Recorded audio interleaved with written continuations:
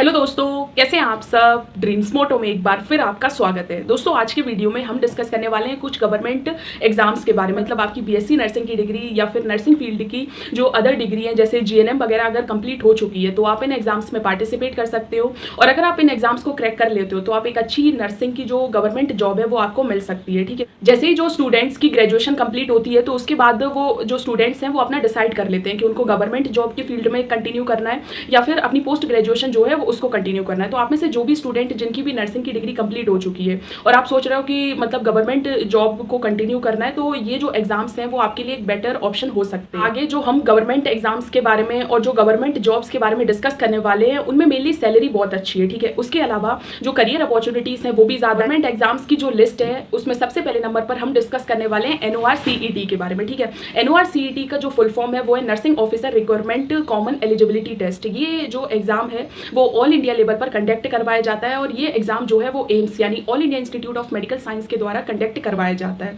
इस एग्जाम में अगर आप पार्टिसिपेट करते हो और एनओआरसीईटी का जो एग्जाम है उसको अगर आप क्रैक कर लेते हो तो आप ऑल इंडिया में जो भी जितने भी एम्स के जो हॉस्पिटल्स हैं वहां पर आप एज ए नर्सिंग ऑफिसर अपनी जॉब को कंटिन्यू कर सकते हो। क्योंकि ये एग्जाम जो है वो एम्स के द्वारा कंडक्ट करवाया जा रहा है तो आपको सैलरी के बारे में तो सोचने की ज्यादा जरूरत ही नहीं है। अगर आप मतलब एम्स में एज ए नर्सिंग ऑफिसर अपनी जॉब को कंटिन्यू करते हो तो लगभग 40 से 50 हज़ार आपको मंथली सैलरी जो है वो प्रोवाइड की जाती है। ठीक है, सेकंड नंबर पर हम डिस्कस करने वाले हैं आर्मी नर्सिंग के बारे में। ठीक है, तो अगर आप में से जो भी स्टूडेंट है जिनकी बीएससी नर्सिंग की डिग्री कंप्लीट हो चुकी है या फिर जो सिर्फ क्लास 12th पास है और क्लास 12th के बाद सोच रहे हैं कि नर्सिंग फील्ड में अपनी जॉब को कंटिन्यू किया जाए तो आर्मी में नर्सिंग का एक बहुत ही बेटर ऑप्शन आपके लिए। लेकिन सिर्फ ये ऑप्शन जो है वो फीमेल कैंडिडेट के लिए, सिर्फ फीमेल कैंडिडेट्स जो हैं वही आर्मी से जो भी आर्मी के हॉस्पिटल्स हैं उनसे अपनी जो नर्सिंग की डिग्री है उसको कंटिन्यू कर सकती हैं। ठीक है, तो अगर आप मतलब इंटरेस्टेड हो कि मतलब आपको आर्मी के जो भी हॉस्पिटल्स हैं वहाँ से अपनी नर्सिंग के करियर को कंटिन्यू करना है तो आप आर्मी में जो एज ए नर्सिंग ऑफिसर अपनी जॉब को कंटिन्यू कर सकते हैं। अब क्वेश्चन ये आता है कि अगर आपको आर्मी में एज ए नर्स अपनी जॉब को कंटिन्यू करना है तो एग्जाम कौन सा कंडक्ट करवाया जाता है। तो पहले एक एमएनएस यानी मिलिट्री नर्सिंग सर्विस के नाम से एक एग्जाम कंडक्ट करवाया जाता था, लेकिन ये जो एग्जाम है वो अब बंद हो चुका है। और अब अगर आपको आर्मी में एज ए नर्स अपनी जॉब को कंटिन्यू करना है तो आपको नीट एग्जाम में पार्टिसिपेट करना पड़ेगा और नीट एग्जाम में आपको उतने मार्क्स लाने पड़ेंगे जो एमएनएस का कट ऑफ होता है। ठीक है, और अगर आपके उतने मार्क्स आ जाते हैं तो उसके बाद आप मतलब जो आपके मेडिकल टेस्ट होगा उसके अलावा इंटरव्यू होगा और उसके बाद आपका एडमिशन वहाँ पर हो जाएगा और आप वहाँ से अपनी जो बीएससी नर्सिंग की डिग्री को कंटिन्यू कर सकते हैं। और उसके बाद आप एक नर्सिंग ऑफिसर की तरह जैसे ही आपकी डिग्री कंप्लीट होती है तो उसके बाद एज ए नर्सिंग ऑफिसर आप अपनी जॉब को कंटिन्यू कर सकते हैं। तो आप में से जो भी स्टूडेंट अगर आर्मी में नर्सिंग ऑफिसर की जॉब को कंटिन्यू करना चाहते हैं तो उनके लिए ये जो है वो बहुत ही अच्छा करियर ऑप्शन है। गवर्नमेंट एग्जाम्स की जो लिस्ट है उसमें तीसरे नंबर पर हम डिस्कस करेंगे सीएचओ के बारे में। सीएचओ यानी कम्युनिटी हेल्थ ऑफिसर।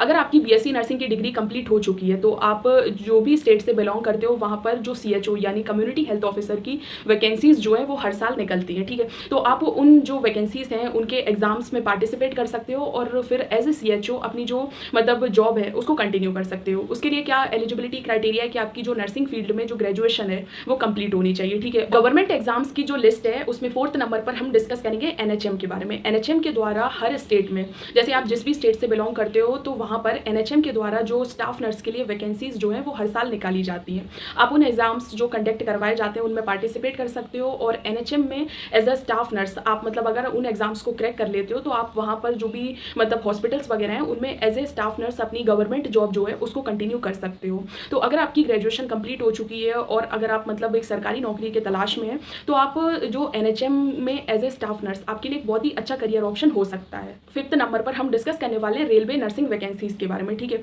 ये जो रेलवे नर्सिंग वैकेंसीज हैं वो भी अलग अलग स्टेट जो है उनकी वैकेंसीज प्रोवाइड की जाती हैं। तो अगर आपकी ग्रेजुएशन नर्सिंग फील्ड में कंप्लीट हो चुकी है तो आप अगर आपके पर्टिकुलर स्टेट में या फिर सेंट्रल लेवल पर अगर स्टाफ नर्स के लिए रेलवे जो विभाग है उसमें अगर बेसिकली जो वैकेंसीज निकलती हैं तो आप उनमें भी अप्लाई कर सकते हो और इन एग्जाम्स को क्रैक करके एज ए स्टाफ नर्स अपनी जो जॉब है उसको कंटिन्यू कर सकते हो।